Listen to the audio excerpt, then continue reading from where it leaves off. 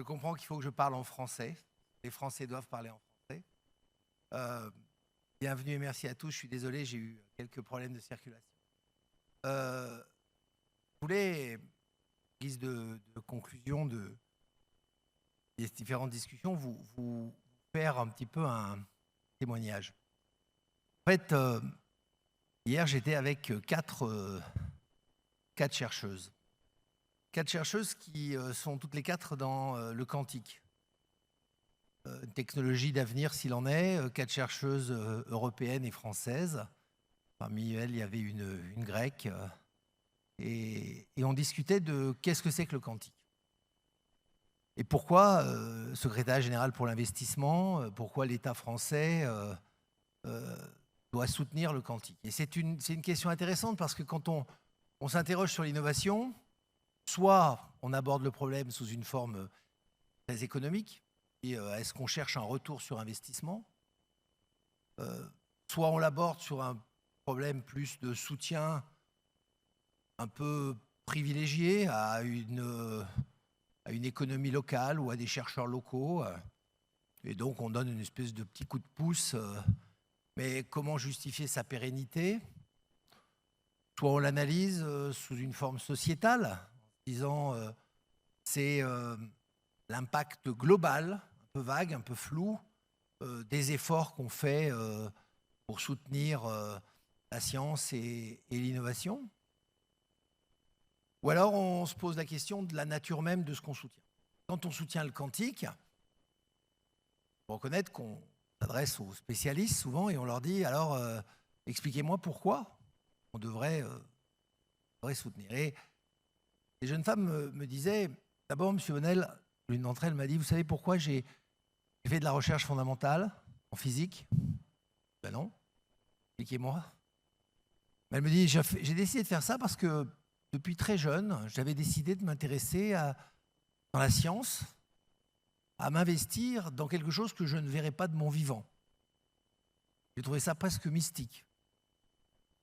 En gros, une espèce d'espérance que participer à un effort technologique particulièrement lointain, dont elle ne verrait pas la fin, me rappelait un petit peu ces espèces d'architectes qu'on disait, ben, j'ai commencé à construire une cathédrale, je sais que je ne la verrai jamais. Je crois qu'il y a quand même une certaine noblesse à le faire. Moi, j'aimerais bien qu'on ait beaucoup de chercheurs dans cet esprit-là.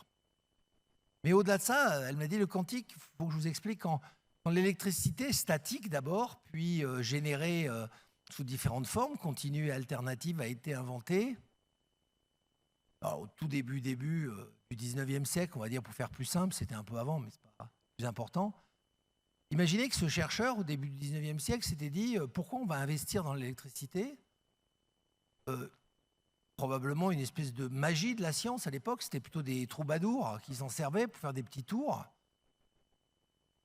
Comment pouvait-il imaginer que 2 siècles plus tard, on allait s'en servir pour fabriquer des ordinateurs, pour faire communiquer des gens à travers la planète, pour réussir à animer des écrans à distance? Et donc elles m'ont résumé ça en me disant, voilà, le quantique, c'est exactement la même chose. En fait, on ne sait pas vraiment à quoi ça sert. Mais ce n'est pas grave. On a quelques applications qui sont finalement des applications d'optimisation aujourd'hui. Et l'innovation n'est pas véritablement la réponse à des optimisations. Je reviens à mon idée tout à l'heure de dire pourquoi est-ce qu'on investit dans l'innovation? Si c'est juste pour améliorer, si c'est de l'innovation incrémentale, la légitimité de l'État là-dedans est assez relative, de l'État comme de l'Europe d'ailleurs. Si par contre on va vers ce qu'on appelle l'innovation de rupture, on réfléchit à des choses qui sont plus fondamentales, on doit accepter l'idée qu'on ne sait pas, qu'on supporte.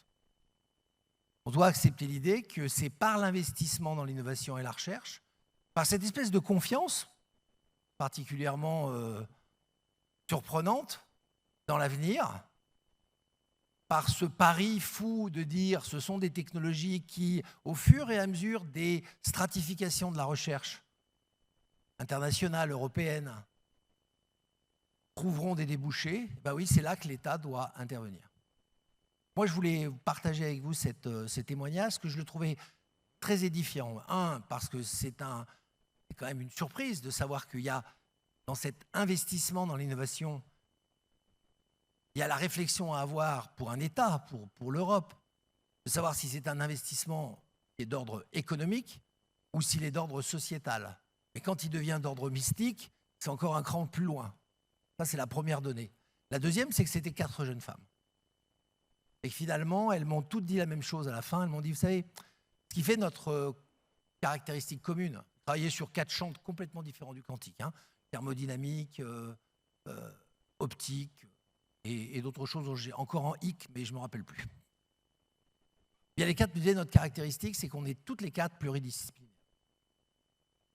Et en fait, on s'aperçoit que la nourriture principale du chercheur en innovation, c'est très souvent, alors ce que les Américains appellent la serendipity, qu'on pourrait nous appeler l'association de pensée.